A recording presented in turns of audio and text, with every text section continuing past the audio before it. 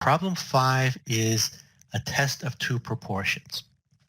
Okay, clinical trial, 14,000 children were divided into two groups. One group was given the vaccine, and the second group was given a placebo. Okay, so 7,000 in the experimental, 83 got the disease, 7,000 who did not get the medicine, 103 got the disease. So let's write this down. So this is problem number 5. So in one case, kids got the medicine. In the other case, the kids got the placebo, no medicine. In the first case, 83 out of 7,000 became sick. In the second case, 103 out of 7,000 became sick. So there are fewer sick kids for the ones who got the vaccine, but the question is this significant? In other words, did the vaccine really make a difference, or is this just random fluctuation? Placebo, medicine and placebo. Okay, the null hypothesis and the alternative. Well, the null is always equals, that the two are equal to each other. The alternative is that the vaccine works. So if this is P1 and this is P2, we want fewer kids sick in P1, so the alternative is P1 less than P2. We want fewer kids who got the vaccine to be sick. That means P1 is less. Since this is a less than, that has to be the alternative hypothesis, and the null hypothesis has to be that they are equal. So this kind of reasoning should sound pretty familiar, right? We did a bunch of this last week, looking at the statement of what we want to prove or not. Usually that's the alternative hypothesis. So we want mu1 or P1 less than P2. That's choice D. Null hypothesis is that they're equal. Alternative is that fewer kids are sick in group 1. Okay, determine the test statistic.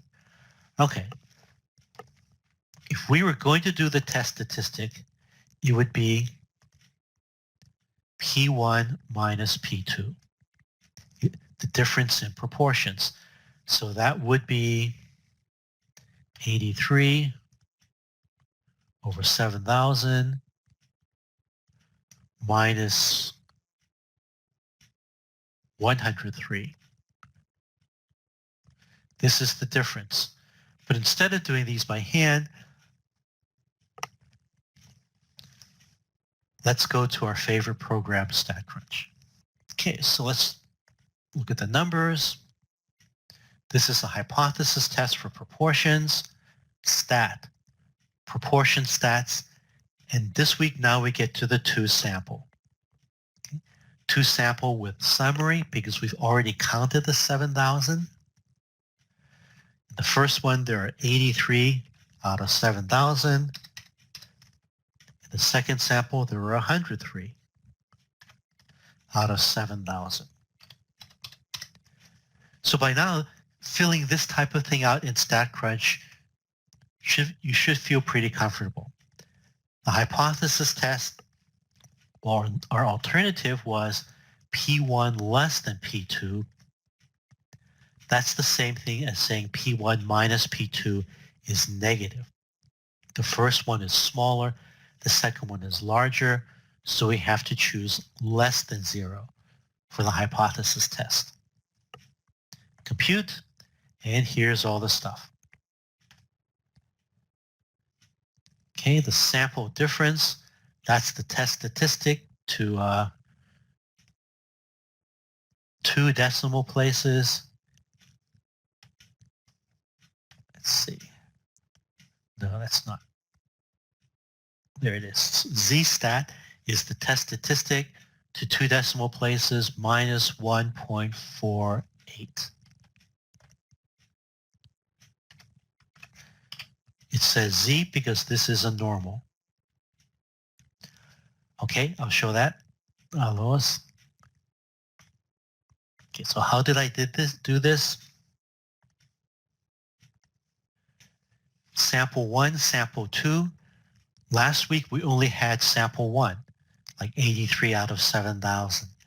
This week we have 2 groups, 2 samples.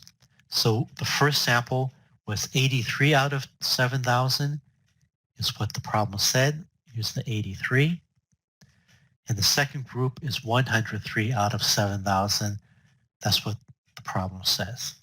So I put in 83 out of 7,000, 103 out of 7,000, and the trick is to figure out the hypothesis test.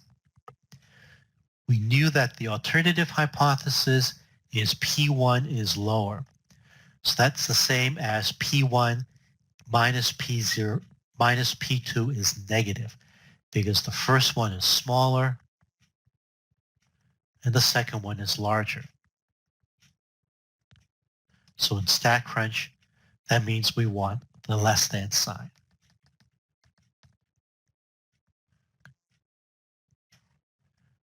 The p-value is to 3 decimal places 0.070. 0.07. Okay. Now, let's see. We're using alpha equals 0.05. Alpha equals 0.05. P equals 0.07. Is this a reject or not reject? Which one? Okay. P compared to alpha. Remember, P is low, the null must go. Here, P is not low. P is not less than 0.05. So the correct conclusion is to not reject. P is high compared to 0.05. So not reject, do not reject, do not reject always means not sufficient evidence. So that's the same last week, that's the same this week, that's the same next week. Not reject is always not sufficient.